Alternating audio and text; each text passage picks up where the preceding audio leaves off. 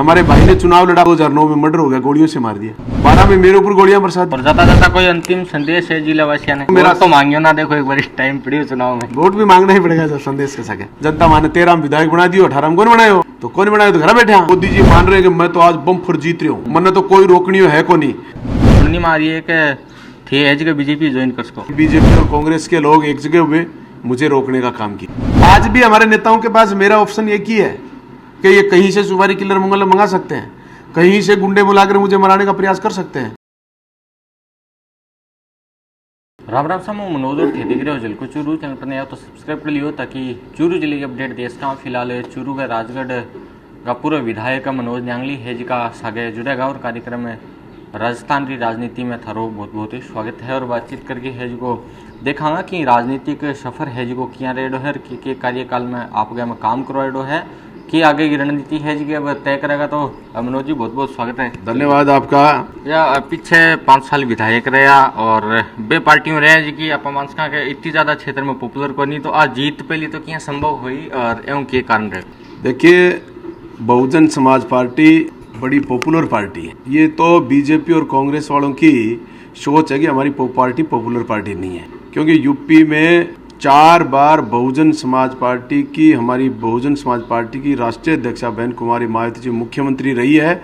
इतनी बार आज तक उत्तर प्रदेश में कोई भी मुख्यमंत्री नहीं रहा, इसलिए हमारी पार्टी बड़ी पॉपुलर पार्टी है। दूसरा, जीतने का जो हमने बहुजन समाज पार्टी का दामन 2005 में थामा था और 2005 में मेरे बड़े भाई स्वर्गीय वीरेंद्र न्यांगली पंचायत समिति सदस्य के रूप में पहली जीत हमने दर्ज की। और ये पूरा परिणाम इस बहुजन समाज पार्टी की पूरी टीम का, बहुजन समाज पार्टी से हमारी रीति नीति से जुड़े हुए मेरे बहुजन समाज पार्टी के सिपाहियों का और मेरे बड़े भाई स्वर्गीय वीरेंद्र न्यांगली की मेहनत, लगन और उनके प्रयास से इस सादुलपुर विधानसभा क्षेत्र में हम परिवर्तन करने में कामयाब रहे। तकरीबन जी बताए 2005 हूँ तो लगभग 17-18 साल को सफर है जी को रहे और बैंक बाद में 5 साल यदि घटा रहे तो 12 साल बाद में अपने विधायक की कुर्सी पर आपा काबिज होया। तो इतना ज़्यादा टाइम है वो क्या लाग गया जनता के बीच में पहुँचने में कि क्या उनको माहौल रहे मेरे? देखिए, हमें पहुंचने में कतई कोई टाइम नहीं लगा। हर सीढ़ी दर सीढ़ी हम चले। 2005 में हमने यहाँ पंचायत समिति सदस्य का चुनाव लड़ा। उसके 3 साल बाद मात्र 2008 में हमने बहुजन समाज पार्टी से विधायक का चुनाव स्वर्गीय बड़े भाई वीरेंद्र न्यांगली ने इस राजगढ़ तहसील में नया इतिहास लिखने के लिए, नया परिवर्तन करने के लिए एक लड़ाई की शुरुआत की। उसमें उनको काफी सफलता जनता ने साथ दिया। 41,000 वोट 2008 में मिले और द्वितीय नंबर पर रहे।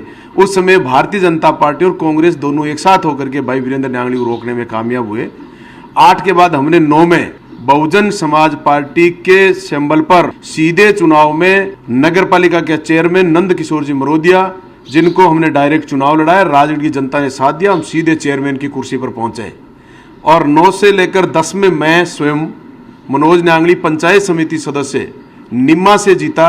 मैंने 3 साल तक पंचायत समिति में सफर किया और 2013 में राजगढ़ की जनता का प्यार, स्नेह, सहयोग मुझे मिला और मैं राजस्थान की विधानसभा में पहुंच गया। तो हमारा कंटिन्यूटी से चल रहे हैं, किसी भी सूरत में पीछे नहीं है, लगातार चलते रहे, इस सफर को करते रहे। हर बार नगर पालिका हमारे पार्षद जीतते हैं। आज भी मेरे 7 पार्षद सिंबल पर जीते हुए नगर पालिका में, 2 मेरे पंचायत समिति सदस्य पंचायत समिति में हैं। और आज हमने 18 का चुनाव लड़ा, फिर बीजेपी और कांग्रेस के लोग एक जगह हुए, मुझे रोकने का काम किया और 18 में मैं फिर 2nd नंबर रहा। भारतीय जनता पार्टी 3 नंबर पे रही, कांग्रेस यहाँ 1 नंबर पे। इसलिए आज भी हमारा कंटिन्यू सफर जारी है।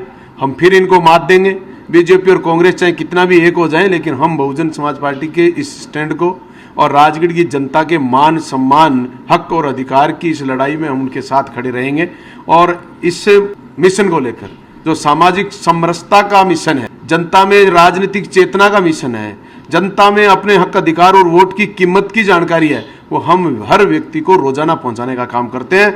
महीने में 30 दिन होते हैं और 30 के 30 दिन हम बहुजन समाज पार्टी इस मिशन को लेकर हम हमारे फील्ड में रहते हैं। किसी न किसी गांव में हम किसी न किसी के दुख में, किसी के सुख में, किसी के बुलावे पर या किसी की चाय के मिशन पर किसी के साथ बैठकर हम वार्ता में रहते हैं। इसलिए मिशन बड़ा कामयाब है और हम आगे बढ़ रहे हैं। दूसरा वो सवाल भी रहो कि राजस्थानी भाषा खातर कि कुछ विधायक लोग है जिगा कर रहे हैं, बड़ी भाषा है, फिर भी लंबे टाइम संघर्ष कुछ लोग कर रहे फिर भी नहीं मान्यता मिलती है। अब अपन नहीं बोलांगा भाई आप ही कह देगा कि न्यांगली जी बोल रही को नहीं तो अब भाषा है अपन हक दिलाने में घटे कामयाब रहेगा। देखिए बात ठीक आपकी, राजस्थानी भाषा हमारी बहुत प्यारी अपनी भाषा है। ए भाषा खातर हमारे सांसद भी कई बार लगे हुए हैं, बात रखते भी हैं, और हमने भी विधानसभा में रहा हूँ तब मैंने राजस्थानी भाषा की अपनी बात को रखा और कहा भी कि भी हमारी राजस्थानी भाषा को मान्यता दी जाए।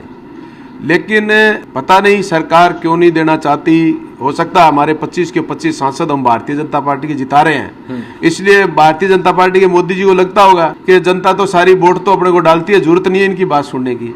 या हमारे 25 सांसदों में कमजोरी है, वो नहीं समझते कि हम राजस्थान की बात को ताकत से रख पाए। इसलिए मैं कहना चाहता हूं कि इसलिए हमारी बात को नहीं सुना जा रहा होगा। और फिर पहले कांग्रेस पार्टी रही है, ये कांग्रेस पार्टी तो किसी की धरातल की बात पिछले लंबे अरसे से सुनने का काम नहीं किया, इसलिए इनको तो उस समय चिंता ही नहीं थी, क्योंकि ये भी इसी तरीके से थे जिस तरह मोदी जी मान रहे हैं कि मैं तो आज बम फुर जीत रही हूँ, मैंने तो कोई रोकनी है को नहीं। ऐसी कहानी इंदिरा गांधी जी में थी, वो सोचती थी मैं हूँ तानाशाह हूँ, मेरा जो चलेगा चलता रहा। लेकिन जनता जब मुंह फेरती है तो सबको सबक सिखाती है। इसलिए मैं आपके चैनल के माध्यम से मोदी जी से कहना चाह रहा हूँ कि मोदी जी हमारी राजस्थानी भाषा की मान्यता की बात आपके संसद में पहुंच चुकी है, जनता की आवाज आपके पहुंच चुकी है। चिट्ठी लिखनी हमारी चिट्ठी बहुत सारी लिखी है, तो थे हमारी बात पर बड़ो गंभीरता गौर करो, हमारी बात सुनी जाए, जनता ये बात पर राजी होवे और जनता थे खुश करने खातर और मेरे राजस्थान की जनता के हक की बात खातर थे हमारे राजस्थानी मान्यता देने को काम करो, या हमारी आप अपील है।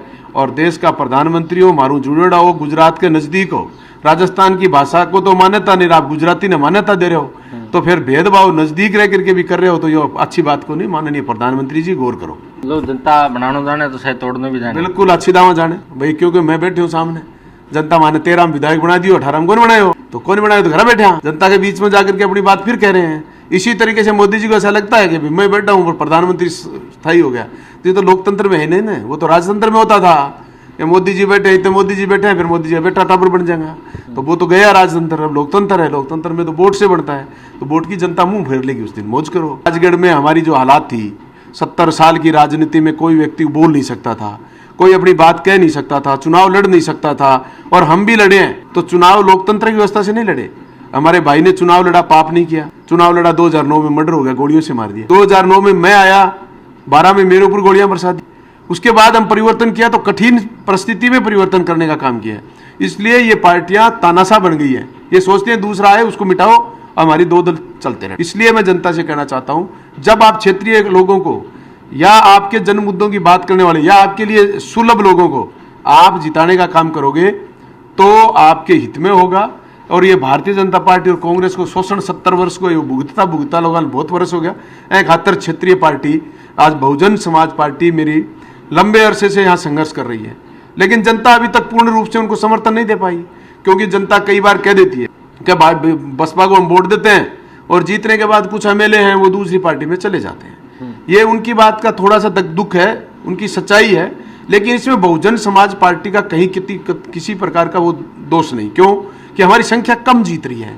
हमारा संख्या बल जब तक कम रहेगा तब तक खरीदने वालों की स्थिति है, और जब हमारा संख्या बल बहुत सारा हो जाए तो फिर हमें नहीं खरीद पाएगा कोई, क्योंकि हम बढ़ने वाले हो जाएंगे, हम सत्ता के नजदीक हो जाएंगे, तो फिर हमें भागने वाले लोग नहीं बचेंगे, हम नजदीक और मजबूत लोग हो जाएंगे। और पार्टी एक स्टेशन है, वो कभी कहीं जाती नहीं है, वो स्थिर रहती है। और ये आने जाने वाले नेता है जो ये स्टेशन है, स्टेशन पर आने वाली ट्रेनें हैं, कभी आई एक चली गई, आई फिर चली गई, फिर सवारी उतरी चली गई, लेकिन स्टेशन कभी गया क्या। तो बहुजन समाज पार्टी राष्ट्रीय पार्टी है, ये राष्ट्रीय रहेगी, इसमें जनता का प्रेम और स्नेह है, इसलिए भागने वाले भागते रहेंगे। बहुजन समाज पार्टी अपने मिशन और लक्ष्य में लगी रहेगी, आगे बढ़ती रहेगी। हम एक दिन इस लेवल पर आकर खड़े होंगे कि राजस्थान में हमारी बहुजन समाज पार्टी की सरकार होगी या बहुजन समाज पार्टी के बिना सरकार नहीं हो। तो गहलोत साहब ने कहा कि 2-2 लाख रुपए हम कर्जा माफ कर देंगे, और उनके बड़े नेता राहुल गांधी जी ने तो यहां तक कहा शब्दों में भाषण में, आप पत्रकार बंधु हो अच्छी तरह सुना होगा, कि आप गिनती करो 1 2 3 4 5 6 7 8 9 10, इतने दिन में हम किसानों का कर्जा माफ कर देंगे।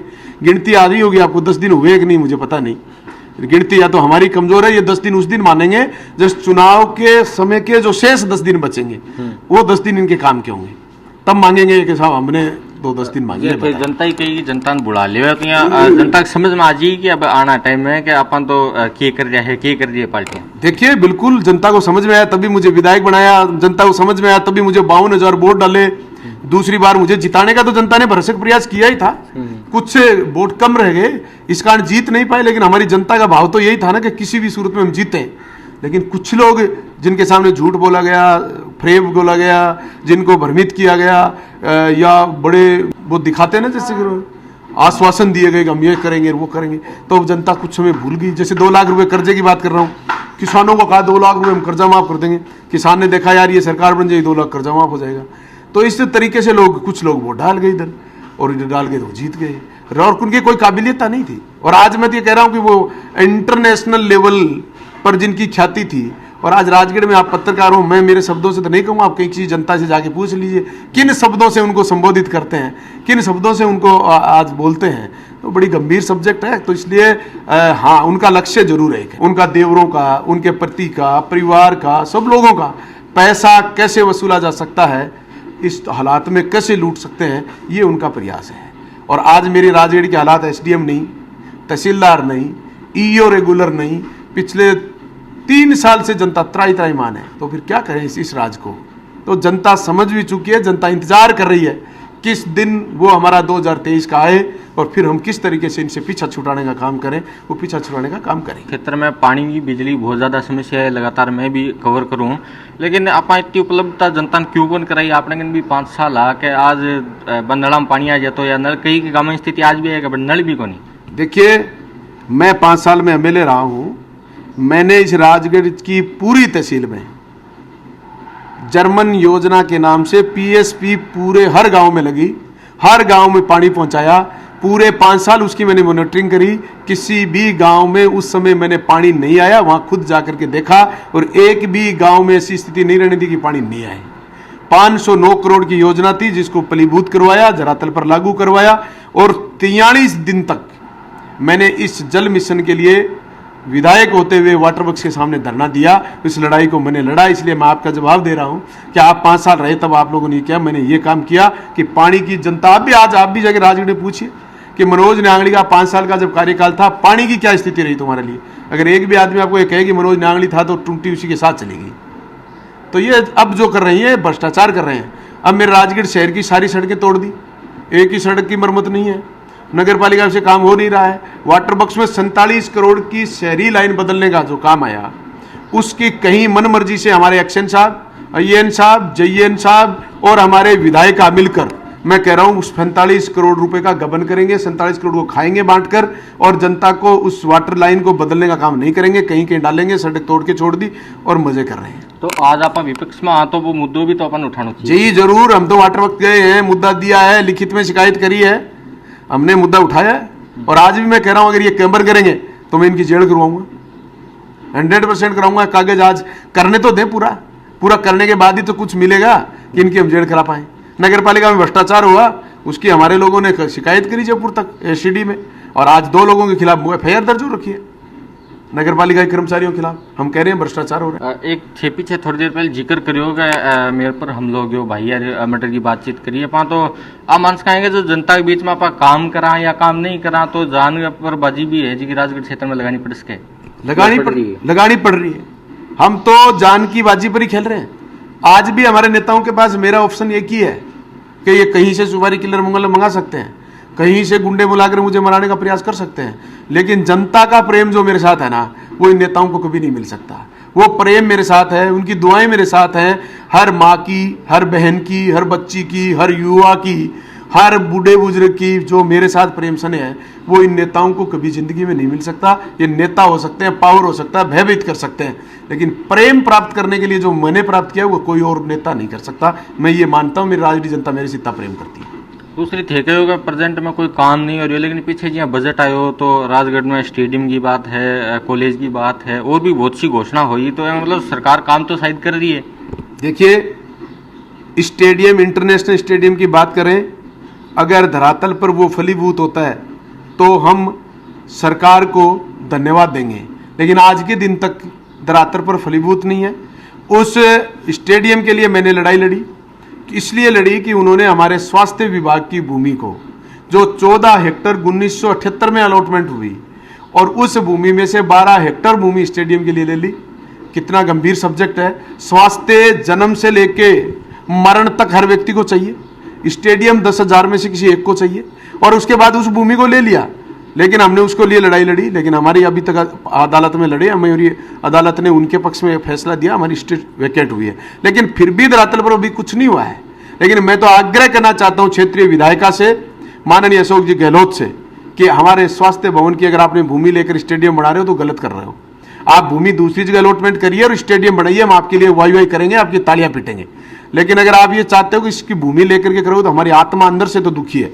आप स्टेडियम बनाए तो बनेगा, इलाज नहीं है, लेकिन आप ये ऐसा ना करें। आज भी अपील करता हूं, क्योंकि हॉस्पिटल की भूमि बाद में टुकड़ों में हो जाएगी, हमें नहीं मिलेगी। इसलिए हमारा बड़ा मेडिकल आ जाए, बड़ा हॉस्पिटल बने, तो फिर हम भूमि कहां से लाएंगे। तो स्वास्थ्य भवन की भूमि ना छीने, जनता का हक ना छीने, जनता के साथ अन्याय ना करें, ये मेरी अपील है माननीय गहलोत साहब से और माननीय विधायिका कृष्णा जी पूनिया से। सुननी में आ रही है कि थे एज के बीजेपी ज्वाइन कर सको। देखिए, दुनिया का कहना का तो कोई जवान हम रोक नहीं पाएंगे, लेकिन मैं बहुजन समाज पार्टी का सिपाही हूं। मैं बहुजन समाज पार्टी से चुनाव लड़ूंगा। भारतीय जनता पार्टी से मेरा कोई वास्ता नहीं है, कोई भारतीय जनता पार्टी से मैं चुनाव लड़ने वाला नहीं हूं। मैं बहुजन समाज पार्टी का हूं, बहुजन समाज पार्टी में रहूंगा, बहुजन समाज पार्टी से चुनाव लड़ूंगा। और बहुजन समाज पार्टी नहीं होती ना, तो हम इस राजगढ़ जैसी धरातल पर कम से कम वार्ड पंच बनने के लिए भी सोचना पड़ता, और हम राजस्थान की विधानसभा का नेतृत्व करके आए हैं। वो बहुजन समाज पार्टी हमारी जन्मदात्री है, राजनीतिक जन्मदात्री। इसलिए राजनीतिक जन्मदात्री हमारी बहुजन समाज पार्टी, उससे बेस पर हम खड़े हैं। तो ये लोग सोचते हैं कि हम बीजेपी में जाएंगे, ये अलग इश्यू है कि हम किसके पास कोई बैठता है उठता है, उसका कोई इश्यू नहीं है। मैं आज कांग्रेस वाले नेता के पास भी जाता हूँ, जयपुर जाता हूँ, किसी भी मिनिस्टर के पास है, मैं मेरे काम लेके जाता हूँ। करें नहीं करें ये तो उनकी ड्यूटी है। मेरी जनता की बात, वर्तमान सरकार जो है उसके किसी व्यक्ति के पास जाने से लगता है कि हमारा काम हो जाएगा तो हम जाएंगे, चाहे वो भारतीय जनता पार्टी का हो, चाहे वो कांग्रेस का हो। करें नहीं करें ये उनका काम है, लेकिन हम जरूर जाते हैं। कहाँ फर्क पड़ता है इससे। मैं आज भी जाता हूँ, जयपुर जाता हूँ तो कई मंत्रियों से मिलता हूँ। ये जिले के अंदर अब की बार बीएसपी के प्रदर्शन करेगी, राजस्थान में के प्रदर्शन करेगी। देखिए, बहुजन समाज पार्टी राजस्थान में अपनी 200 सीट पर चुनाव लड़ेगी। और अब की बार मैं आपको बता देना चाहता हूँ, 2023 में बहुजन समाज पार्टी राज्य के पास, राज्य के नजदीक, राज्य की भागीदारी में 101% होगी हमारी ऐसी रणनीति। और चूरू जिले की अगर आप बात करते हो तो हम 6 विधानसभा क्षेत्र हैं, 6 के 6 विधानसभा हमारे उम्मीदवार तैयार कर रहे हैं। हर संभव कोशिश करेंगे कि हमारी 6 की 6 विधानसभा में मजबूत उम्मीदवार हम उतारें, क्योंकि हमारे सामने सबसे बड़ी विकट परिस्थिति जो है, जनता का भाव हमारे साथ है। जनता हमको चाहती है कि बीजेपी कांग्रेस से पीछा छूटे, लेकिन हम अभी तक उम्मीदवारों को स्थायित्व नहीं दे पाए हैं। हमारे पास लंबे समय से टिकने वाले उम्मीदवार अभी तक नहीं हो पाए हैं। इस कारण से हमारी जनता क्या करती है कि विधानसभा में तो वोट डालती है, लेकिन उसके बाद हमारा स्थायी उम्मीदवार नहीं रहता, तो 5 साल फिर हमारे लोग कुछ परेशानी होती है। उन लोगों की परेशानी मेटने के लिए हम स्थायित्व के रूप में 6 उम्मीदवार ढूंढ रहे हैं कि हम पूरे जिले में 5 और उम्मीदवार ऐसे ढूंढे। जिस तरीके से हम बहुजन समाज पार्टी के इस नीले झंडे के लेकर, हाथी के निशान को लेकर गांव-गांव में पहुंच रहे हैं, उसी तरीके से हमारा व्यक्ति हर विधानसभा में पहुंचे, जिससे हमारी बहुजन समाज पार्टी जिले में मजबूत हो। तो आप मानते हैं मनोज दयांगली है जी का राजगढ़ में रहेगा? बिल्कुल, मैं राजगढ़ से चुनाव लड़ूंगा। राजगढ़ ही मेरी राजनीतिक स्थल है। यहाँ मैं व्यक्तिगत मेरे हितैषी लोगों को 20-30 हजार लोगों को मैं नाम से, भाई शकल से जानता हूँ। गांव की गली खुरा आप पूछना चाहते हो ना, समस्याएं कहाँ ढूंढते हो, तो मैं समस्या, हर गांव की समस्या मैं यहाँ बैठे बैठे बता सकता हूँ। किस गांव में, किस गली में कितना खड्डा है, किस गांव की गली में जाने में, रास्ते में बाधा कहाँ आएगी, ये मैं जानता हूँ। किस गांव में हमारे लोग पत्थर से रास्ता रोकने वाले हैं, वो मैं जानता हूँ। सारी चीज मेरे जानकारी में है, इसलिए मैं गांव में, हर गांव में रहता हूँ। 20-30 हजार लोगों को जानता हूँ, मेरे से अलग मेरे हितैषी हैं। और विपक्ष के भी इतने लोगों को जानता हूँ मैं, कि मेरे साथ जो सामने खड़े हैं वो किस तरीके से घात करने वाले हैं, किस तरीके से मेरे खिलाफ बोल करके क्या करें। ऐसे लोगों को भी मैं इतने ही लोगों को और जानता हूँ बीजेपी कांग्रेस के। तो यहाँ की हर रणनीति को, हर गति को, हर गांव को, हर गली को, हर व्यक्ति को मैं जानता हूँ। और जाता जाता कोई अंतिम संदेश है जिला वासियों ने? देखिए, जिले वासियों को मेरा तो मांगियो ना, देखो एक बार टाइम पड़ी चुनाव में, वोट भी मांगना ही पड़ेगा जब संदेश के सके। हमारा सबसे पहला संदेश है, जिस तरीके से इन भारतीय जनता पार्टी और कांग्रेस के लोगों ने इस हिंदुस्तान को, इस राजस्थान को, इस जिले में जो लोगों में विमनस्ता पैदा की है, मैं जनता को संदेश देना चाहता हूं, हमारे भाईचारे को दिल्ली की टीवी वालों से और इन नेताओं के भाषणों के आधार पर हमारे भाईचारे को समाप्त ना करें। हमारे भाईचारे में द्वेषता ना घोलें। हम प्रेम के लोग हैं, सने से रहने वाले लोग हैं, हम सने से रहें, प्रेम से रहें। और दिल्ली वालों की इन टीवी की डिबेटों के माध्यम से हम हमारे प्रेम को खत्म ना करें। ये तो मेरे जनता को संदेश है। दूसरा संदेश है कि ये बीजेपी और कांग्रेस वाले ही कर रहे हैं। बीजेपी और कांग्रेस जब ये कर रही है तो आपसे अपील करता हूं कि ये बहुजन समाज पार्टी वैकल्पिक व्यवस्था आपके लोगों के लिए खड़ी है। और मेरी राजगढ़ की जनता से भी कहना चाहता हूं, दुष्ट लोगों से पीछा छुटाओ, लंबे अरसे से हमारा शोषण कर रहे हैं। और आप सब युवा, हमारे किसान, हमारे मजदूर, हमारे बूढ़े बुजुर्ग, हमारी माताएं बहनें सब साथ दें और हम इस हर संघर्ष में जनता के हित में खुले दरबार में खड़े रहें, जनता के अच्छे कार्य कर सकें। और हमारे महाश्रमण आचार्य जी आए थे एक दिन, उनसे हमारा आशीर्वाद लेने का मौका मिला, क्योंकि इतने बड़े संत के आशीर्वाद मिले ये किसी किसी का सौभाग्य होता है। और उन्होंने भी हमें कहा कि राजनीति में बड़ा शुद्धिकरण सिस्टम अच्छा होना चाहिए। उनकी बात का पालन करते हुए जनहित में जितना अच्छा हो सकता हम करें। मेरे दरवाजे पे कोई रात को आए, दिन में आए, सुबह आए, शाम को आए, कम से कम मेरे से मिल के जाए, मैं उसकी बात सुन पाऊँ। हो सकता है मैं सब कर नहीं पाऊँ, लेकिन सुन के मैं उसको तसल्ली दे पाऊँ, उसको रास्ता दे पाऊँ। जहाँ तक मैं कर सकूँ उसका करने का प्रयास करूँ। ऐसी मनसा मेरी बनी रहे। जनता का प्रेम स्नेह मेरे साथ ऐसा ही बना रहे। मुझे सब कुछ दे मालिक, सिर्फ एक चीज़ ना दे, मुझे घमंड कभी न दे, बस बाकी सब कुछ दे। इस जनता से प्रेम स्नेह मेरा बना रहे, यही संदेश है। अब लेवा विदा काफी सवाल जवाब है जी कर रहे हैं और अभी चुनाव में भी काफी टाइम पड़े है, तो जल्दी दोबारा है जी की मुलाकात करा। फिर थारू क्वेश्चन कोई रह गया तो कमेंट बॉक्स में बता दियो। आना रहे टाइम में है जी को जो चुनाव नजदीक आओगा, जो अन्य मारू मारे अन्य और जनता हूँ जी को अब प्रेम भाव है वो ऑटोमेटिक बढ़े, वो नेता लोगों भी बढ़े। वो आप लोग तो लगातार पिछले 1.5-2 सालों में रह रही है। आज की कवरेज पर जरूर फीडबैक है जी का थारा बताइयो और कवरेज क्या लगी। और थारो क्वेश्चन यदि कोई रह गया है तो नेक्स्ट टाइम में आप कभी भी मिलांगा, कभी भी इंटरव्यू करांगा तो वो क्वेश्चन है जी को थारो भी उठा लेऊंगा। तो कमेंट बॉक्स के द्वारा क्वेश्चन भी थे बता सको। अगले टाइम क्या इंटरव्यू करना है, कौन सा राजनेताओं के क्वेश्चन करना है वो भी थे है जी को कमेंट बॉक्स के द्वारा बता सको।